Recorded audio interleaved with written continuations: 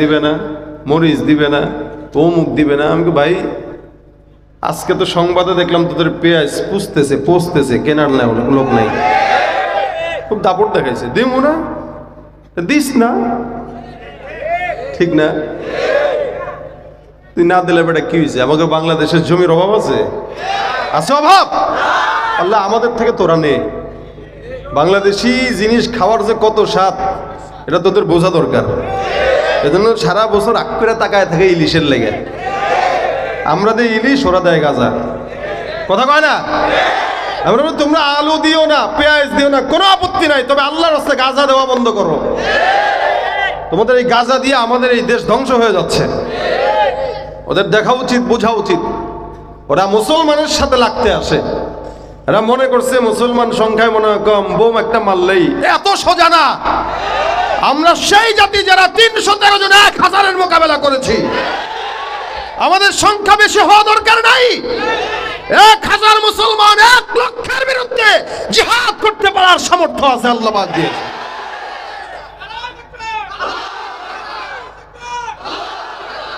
আমরা সেই জাতি, আমরা ভুলে গেছি আমাদের ঐতিহ্য, যার কারণে আমরা পারি না। তারা আমাদেরকে ভয় দেখায়, আমরা তাদেরকে বলবো সতর্ক থাকবা তোমরা। দেশ ছোট হতে পারে, মানুষ কম না। দেশ ছোট, মানুষ অনেক, অনেক মানুষ। আমার তো বিশ্বাস হয় এখানে যারা ইহুদি কি বলে স্কুল কলেজে পড়েন, ভার্সিটিতে পড়েন, দাড়ি নাই, নামাজ ঠিক মতো পড়েন না, ওই মানুষটার সামনেও যদি আমার আল্লাহকে গালি দেয়, যে দিবে তার জিহ্বা জবানে থাকবে না। হুজুর দরকার নাই তো? হুজুর দরকার আছে? স্বৈরাচারীদেরকে বিদায় করছে কি হুজুরেরা? প্রথমে দাঁড়াইছে কারা? ছাত্ররা। এই ছাত্ররাই আবার জিহাদের জন্য তৈয়ার হয়ে যাবে। বাংলাদেশের মানুষ মরণ বরণ করা শিখে গিয়েছে। যারা মরতে শিখে যায় তাদেরকে পিছু হটানো যায় না। হিন্দুদের সে অত্যাচার করি, তাদের এটা জেনে রাখা উচিত যে আমরা মাহফিলও হিন্দুদের জমিতে করি। এরা করতে দেয়, শুধু করতে দেয় না, যে জায়গা দিছে বয়ানের মাঝখানে এসে আমি এভাবে ওয়াজ করতেছি, আমার পায়ের সামনে এসে এমনি করে সেজদা দিতেছে। আমি কই ভাই সেজদা না, উঠেন। পরে একজন বলল হুজুর এটা এই জায়গার মালিক হিন্দু ভাই। আমি তাকে জিজ্ঞাসা করলাম নাম কি?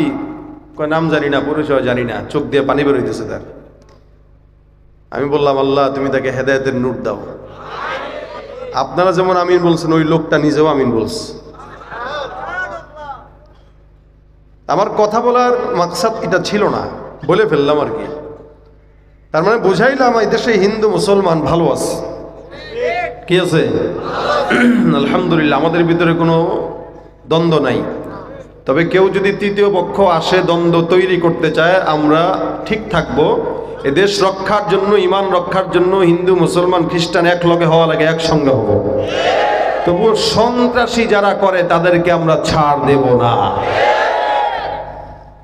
আমি কোন কথা থেকে আসছি, ওই যে ওই মাহফিলে গেছি তো মাঝখানে অনেক মানুষ আমাকে ধরে টুরে নিয়ে যেতেছি স্টেজে। ফুট করে একটা যুবক দৌড় দিয়ে আইসা লাভ দিয়ে আমার কাছে এসে হুজুর। আমি রে হুজুর, হুজুর সত্যি কথা, আল্লাহর কসম হুজুর গাঁজা খাওয়ার আসর থেকে উঠে আসছে আপনার ওয়াজ শোনার জন্য। কি খাওয়ার? গাঁজা খাওয়ার।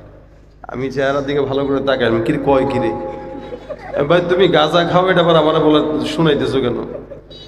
কয়ে সত্যি কথা, গাঁজার আসরে ছিলাম, আপনার নামটা ঘোষণা শোনার সাথে সাথে দৌড় দিছি। চিন্তা করছি গাঁজা আজকে নাই খাইলাম, হুজুরের ওয়াজটাই শুনে আসি।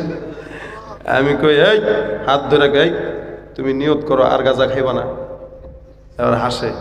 আমি নিয়ত করো আর গাঁজা খাবা না। কাজী হুজুর ইনশাল্লাহ। ভাই মানুক বা না মানুক ইনশাল্লাহ তো বলছে।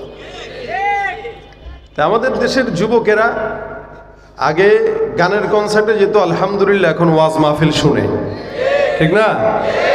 যেই যুবকরা ওয়াজ মাহফিল শুনতে আসছেন, যা বলবো শুনবেন, আমলের নিয়তে শুনবেন তো ইনশাআল্লাহ। আল্লাহ বলনেওয়ালাদেরকে আমল করার তৌফিক দান করুন, শুননেওয়ালাদেরকেও দান করুন। এখানে আমরা যারা বসা, আমাদের গুনাহ আছে তো? কম বেশি আছে। বালেগ হওয়ার পর থেকে একজন মানুষ বলেন তো আমি আমার জিন্দেগিতে কখনো গুনাহ করি নাই? আছেন কেউ? এই স্টেজেও কেউ নাই, আপনারাও কেউ নাই, বাংলাদেশে কেউ আছে? গোটা বিশ্বে কেউ আছে? কথা বুঝতেছেন? গোটা বিশ্বের বুকে এমন কেউ নাই যে বলবে যে আমার কোনো গুনাহ নাই। তবে হ্যাঁ, বাংলাদেশে একজন বুজুর্গ পাওয়া গেছে, অনেক তালাশ করে। এই বুজুর্গের নাম আব্দুল লতিফ সিদ্দিকী।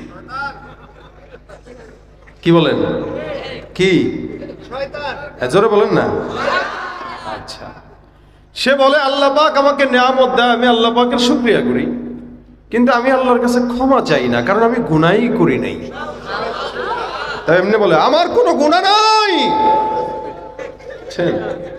এমনি আমার কোনো গুনাহ নাই। শয়তান তার দেখে আল্লাহ আমারে কেন পাঠাইলা, তারই তো দরকার ছিল, ঠিক কিনা? শয়তান এ থাকলে আমার দরকার আছে? হ্যাঁ, বাপরে বাপ, শয়তানের পীর এরা। সারা বিশ্বের বুকে কেউ বলতে পারবে না যে আমার গুনাহ নাই, আমার কোনো গুনাহ নাই। কত বড় বুজুর্গ, কলব নড়ে। এই শয়তানের ঈমান হারা হওয়ার জন্য এতটুকু কথা যথেষ্ট। ভাই, শয়তান কখন শয়তান হয়েছে? যখন সে মনে করছে যে না, আমি যেটা করছি এটাই ঠিক, আল্লাহ যেটা বলছে এটা ঠিক না, এই তখন শয়তান হয়েছে। আল্লাহর কথা অমান্য করার কারণে শয়তান হয়েছে। লেকিন আব্দুল লতিফ সিদ্দিকী মানুষ হয়ে বলতেছে আমার গুনাহ নাই, এটাও তো একই কাজই করছে। দাড়ি নাই, সে আমার গুনাহ নাই। কত বড় শয়তান! অথচ আল্লাহ পাক রব্বুল আলামিনের হাবিব বলেন খায়রু উম্মতি করনি সুম্মাল্লাযীনা ইয়ালুনহুম সুম্মাল্লাযীনা ইয়ালুনহুম। তিন জামানার মানুষ সবচাইতে আফজল। এরপর থেকে আজ পর্যন্ত যত মানুষ আসছে প্রত্যেকটা মানুষের গুনাহ কম বেশ। নবীরা কি বলেন? জোরে বলেন। মাসুম। নবীদের কোনো গুনাহ আছে? নবীদের ভুল আছে? ভাই, নবীদের ভুল ধরাও ভুল। যে নবীদের ভুল ধরে সে ভুল পথে আছে। আমাদের দেশে অনেক হুজুরের আছে নবীদের ভুল ধরে। অনেক লোকে আছে যারা সাহাবীদেরকে মেয়ারে হক মানে না। সাহাবীরা সত্যের মাপকাঠি, এটা মানতে কষ্ট হয়। অথচ নবীরা মাসুম, সাহাবীরাও আল্লাহ পাক তাদেরকে মাফ করে দিয়েছেন। রাদিয়াল্লাহু আনহুম ওয়া রাদু আন। আল্লাহ তাদের উপরে খুশি, তারাও। এ ভাই, আল্লাহ যাদের উপরে খুশি, যারা আল্লাহর উপরে খুশি, আর কোন টেনশন আছে? তার মানে কোথায় যাবে? বলেন বলেন। আল্লাহও খুশি, তারাও। আচ্ছা, আমরা কি আল্লাহর উপরে খুশি নি? হ্যাঁ, বুঝা কন না মিয়া, কি কন না কন। আপনার বুঝ আমার বুঝ যদি এক হইতো তাহলে তো আপনি এনে থাকতেন। আমরা আল্লাহর উপরে খুশি না, এই কারণেই ব্যবসায় লস হলো। আল্লাহ তুমি খালি আমারই দেখছো, বুঝছেন নি কথা? খুশি না। বিপদে বললে আহারে আল্লাহ খালি আমারই বিপদ দেয়, খুশি না। এ কারণে আল্লাহ পাক থেকে যতক্ষণ নিয়ামত পায় আলহামদুলিল্লাহ, মুসিবত আসলে ভাল লাগে না, জিন্দগি শেষ। এজন্যই তো আত্মহত্যা করে। কেন করে? জীবনের ব্যাপারে তার বিতৃষ্ণা চলে আসছে, সে জীবনকে পছন্দ করতেছে না। আল্লাহ কয় আরে মুসিবত আমি দেই, নিয়ামতও আমি দেই। নিয়ামত পাইলেও আল্লাহর তরফ থেকে যে নিয়ামত পাবে শুকরিয়া করবে, নিয়ামত বাড়ায় দেব। মুসিবত পাবে, সবর করবে, জান্নাতের সুসংবাদ দিয়ে দেব। নিয়ামত কার থেকে? মুসিবত কার থেকে? আর আমরা নিয়ামত পাইলে খুশি হই, মুসিবত পাইলে বেজার হয়ে যাই। তার মানে আল্লাহর উপরে আমরা সন্তুষ্ট না। অথচ সাহাবা একরাম মুসিবতেও আল্লাহর উপরে কি ছিলেন? সন্তুষ্ট ছিলেন। যে আলহামদুলিল্লাহ, আল্লাহ যেমনি আমাকে রাখছেন এমনি খুশি। সুবহানাল্লাহ। হযরতে আবু তালহা রাদিয়াল্লাহু তাআলা আনহু, ওনার সন্তান ছিলেন ছোট্ট বাচ্চা। দেখেন সাহাবা একরাম যে বিপদেও আল্লাহর উপরে সন্তুষ্ট থাকতেন। তো ওনার বাচ্চা অসুস্থ, একদম মারিজ, বিছানায় পড়ে গেছে। রাসূল সাল্লাল্লাহু আলাইহি ওয়াসাল্লাম এই বাচ্চাকে খুব ভালোবাসতেন। তো বাচ্চা বিছানায় পড়ে গেছে, তালহা রাদিয়াল্লাহু তাআলা আনহু রাসূলের কাছে। তো রাত্রিবেলা ঘরে আসছেন, এসে জিজ্ঞাসা করতেছেন, বিবি আমার সন্তান কেমন আছে? আমরা যদি আমাদের বাচ্চাদেরকে অসুস্থ রেখে বাসায় যাই, রাত্রে ঘরে ঢোকার সাথে সাথে আগে কার খোঁজ নেই? বাচ্চারই তো খোঁজ নেই। সন্তানের খোঁজ নেওয়ার জন্য জিজ্ঞাসা করতেছে বাচ্চা কেমন আছে। এদিক দিয়ে উনি যে দিনের বেলা রাসূলের কাছে ছিলেন, সন্ধ্যার সময় বাচ্চাটা আল্লাহ পাকের ডাকে সাড়া দিয়ে ইন্তেকাল করছে। বাচ্চা নাই দুনিয়াতে, বাচ্চা কি? ইন্তেকাল। সাহাবী ঘরে এসে জিজ্ঞাসা করতেছেন, বিবি আমার সন্তান কেমন আছে? বিবি ডাক দিয়া বলতেছেন, আলহামদুলিল্লাহ, সন্তান এখন আগের চেয়ে পরিপূর্ণ শান্ত। সুবহানাল্লাহ, জোরে কোন, বুঝেন নাই মনে হয়। মৃত সন্তানকে কি বলতেছে? সন্তান পরিপূর্ণ শান্ত, পরিপূর্ণ শান্ত। আচ্ছা বলেন, এখানে বিবি হিকমত খাটাইছে। মানুষ যখন জান্নাতে চলে যায়, আল্লাহর কাছে চলে যায়, তখন ওই মানুষ সবচেয়ে বেশি শান্ত থাকে। বেঁচে থাকলেও অশান্তি, মরে গেলে জান্নাতে গেলেই শান্তি। বিবি বলতেছে আলহামদুলিল্লাহ, সন্তান এখন পরিপূর্ণ শান্ত। সাহাবী মনে করছে তাহলে তো আলহামদুলিল্লাহ, তার মানে সন্তান এখন সুস্থ আছে। সাহাবী সুন্দর করে গেছেন, রাত্রিবেলা খানাও খাইলেন, বিবির সঙ্গেও শুইতে গেলেন। এমনকি রাতে স্বামী স্ত্রীর মিলন হয়ে গেল। এদিক দিয়ে স্বামী স্ত্রীর দুজনের ভিতরে সুখ, ওদিক দিয়ে বাচ্চাটা ইন্তেকাল করে ঘরের বিছানায় শোয়া। স্বামী জানে না, বিবি জানে, একটা মা জানে তার সন্তান হারানোর বেদনা কতটুকু। কিন্তু এই হারানোর বেদনাটাকে ভুলে গিয়ে মুখের মধ্যে হাসি দিয়ে স্বামীর সঙ্গে মুআমালা করতেছে। কারণ বিবির চিন্তা হইল, আমার আল্লাহ পাক যেমনে খুশি আমিও তেমনে খুশি। সকালবেলা ফজরের নামাজের আগ দিয়া যখন গোসলখানায় গোসল করতে যায়, গোসলের পরে ডাক দেয়া কয়, স্বামী আমার, তোমার কাছে আমার একটা প্রশ্ন। কোনো বান্দা যদি তোমার কাছে কোনো পয়সা আমানত রাখে, সময় মতো যদি সেই বান্দা পয়সাটা চায়, তুমি কি করবা? স্বামী ডাক দেয়া কয়, আল্লাহর কসম, আমানতদারিতা বজায় রাখা মুমিনের আলামত। যে বান্দা আমার কাছে পয়সা আমানত রাখবে, তারা আমানত আমি ঠিক মতো তার কাছে বুঝিয়ে দিব। স্বামী আমার, তাহলে শুনে রাখুন, আমাদের যে সন্তান, ছোট্ট বাচ্চা, আমার আল্লাহর তরফ থেকে আমাদের কাছে পুরস্কার দেওয়া হয়। আমার আল্লাহ পাক রব্বুল আলামিন কিছুদিনের জন্য আমানত রেখেছেন। আজকে রাত্রে, গতকাল রাত্রে সন্ধ্যার দিকে আল্লাহ পাক তার আমানত উঠায় নিয়ে গেছেন। সুতরাং আল্লাহর আমানত আল্লাহ পাক রব্বুল আলামিন নিয়ে গেছেন। এই ব্যাপারে আপনাকে আমি ধৈর্য ধারণ করার জন্য বলতেছি, আপনি ধৈর্য ধারণ করেন। স্বামীকে বলতেছে গভীর রাতে, স্বামী আমার, ধৈর্য ধারণ করেন। স্বামী এবার খেপে গেলে, বিবি আমার, ব্যাপারটা বুঝলাম না। গত রাতে তোমার কাছে জিজ্ঞাসা করলাম আমার সন্তান কেমন আছে, তুমি বললা এখন অনেক শান্ত, তাহলে মিথ্যা কথা কেন বললা? বিবি ডাক দিয়া বলে, স্বামী আমার, মিথ্যা কথা বলি নাই। আমার সন্তান ইন্তেকালের কারণে আল্লাহর জান্নাতে চলে গেছে। যেই বান্দা আল্লাহর জিম্মায় যায়, আল্লাহর জান্নাতে যায়, ওই বান্দার মতো শান্তির জীবন আর দুনিয়ার কোনো মানুষের হতে পারে না। সাহাবী এবার অন্তরে রাগ টাক নিয়ে রসুলের রওজায়, রসুলের কাছে চলে যায়। যা ডাক দেয়া বলেন, ইয়া রাসূলুল্লাহ, আমার অসুস্থ সন্তান গত রাতে জমিন থেকে বিদায় হয়ে গেছে। রাত্রিবেলা বাসায় যে আমি আমার বিবিকে ডাক দেয়া বললাম, বিবি আমার বাচ্চার কি হাল? বাচ্চা কি বেঁচে আছে, সুস্থ আছে, নাকি স্বাভাবিক না, নাকি অস্বাভাবিক? আমার বিবি আমাকে কোনো জবাব দেয় নাই। বিবি আমাকে ডাক দেয়া বলে, স্বামী আমার, সন্তানটা আগের চাইতে এখন অনেক শান্ত। আমার বিবি আমাকে এই কথা বলে তার মৃত্যুর সংবাদটা গোপন রেখে সকালবেলা আমরা মিলনের পর গোসল ফরজ করার জন্য যখন গেলাম, ফরজ গোসলের জন্য, ফরজ গোসলের পরে আমার বিবি আমাকে ডাক দেয়া কয়, স্বামী আমাদের সন্তান আল্লাহর জিম্মায় চলে গেছে।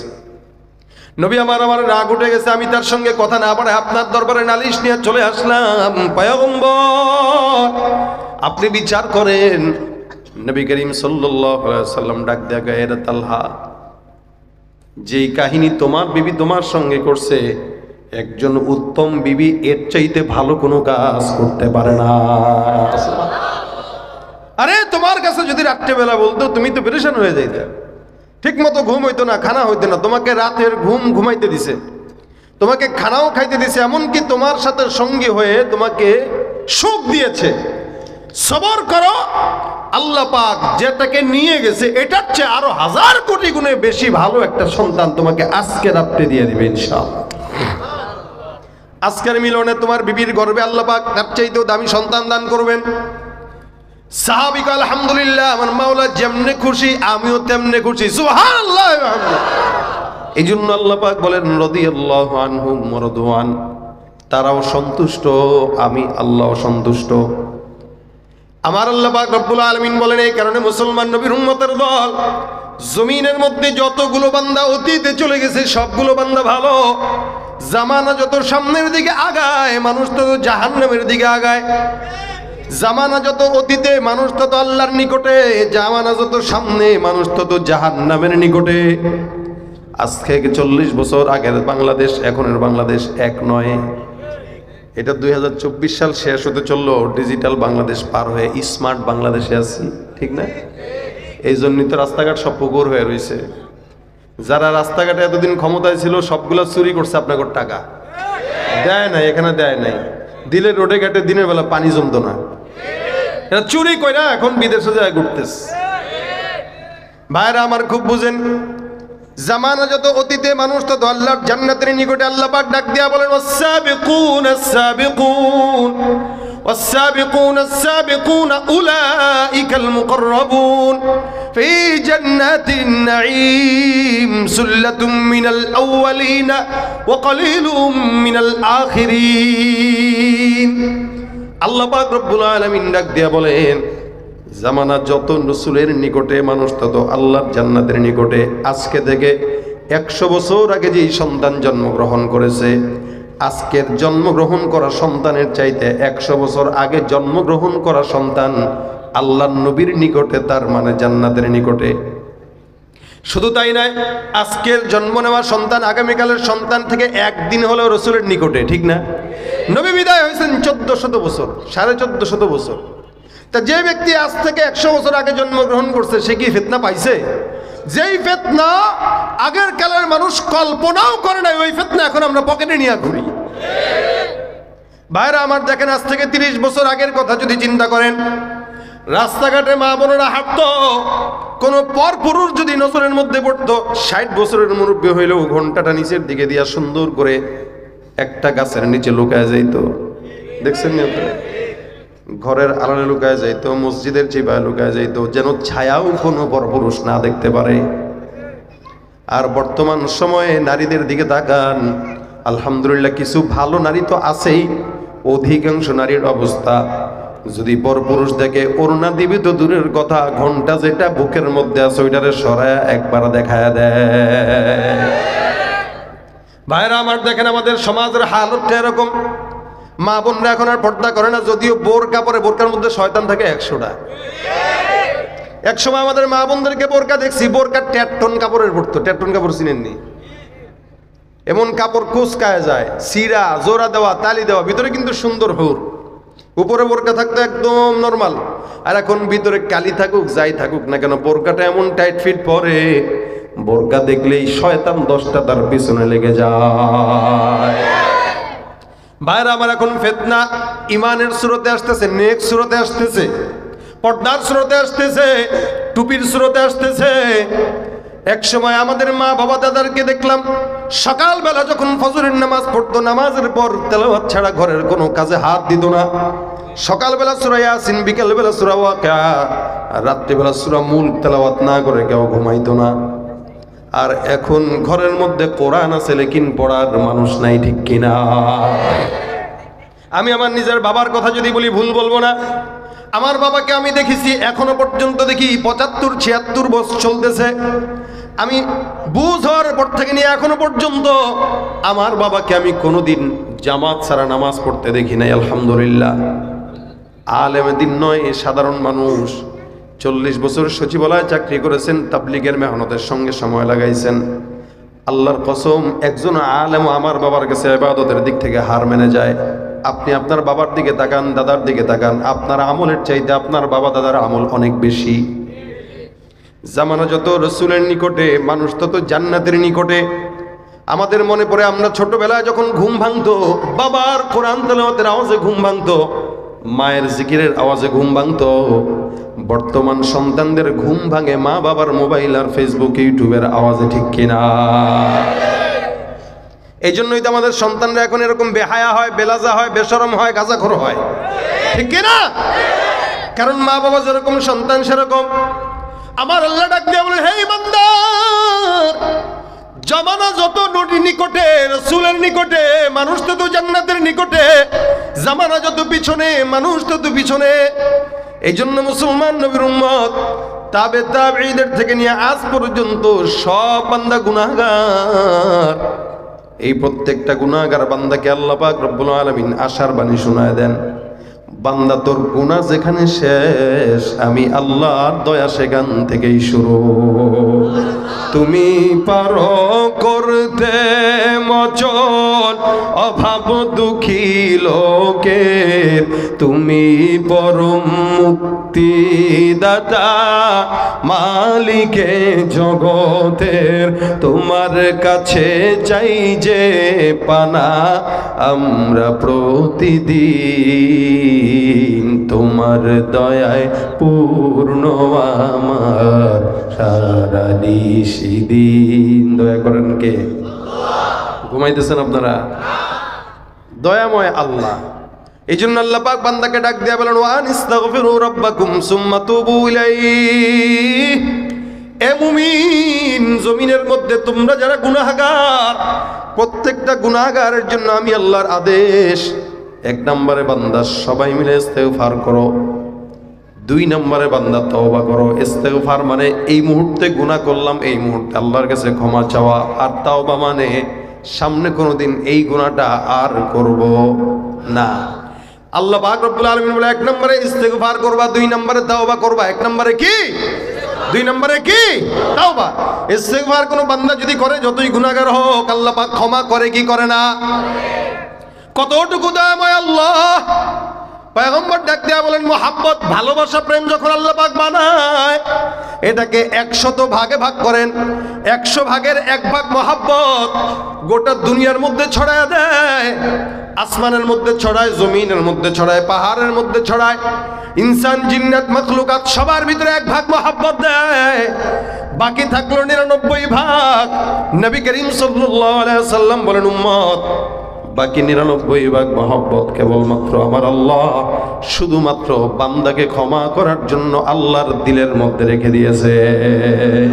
সুবহানাল্লাহ, জোরে কোন সুবহানাল্লাহ। 1 ভাগ মহব্বত নিয়ে যদি আপনার সন্তানের প্রতি আপনার হালত এই হয়, 99 ভাগ মহব্বত আল্লাহ পাকের দিলে থাকলে কত ভালো আল্লাহ পাক বাসেন, চিন্তা করা যায়। কতটুকু ভালোবাসেন, যার কারণে দেখবেন আপনি চাকরি যখন করবেন, চাকরি করতে গেলে 30 দিনের ভিতরে 10 দিন যদি চাকরি কামাই দেন, বেতন থাকবে না কাটবে? হ্যাঁ, কাটবে। আচ্ছা বলেন তো, নামাজ পড়ার কথা আল্লাহ বলছেন কি বলেন নাই? পড়ি কি?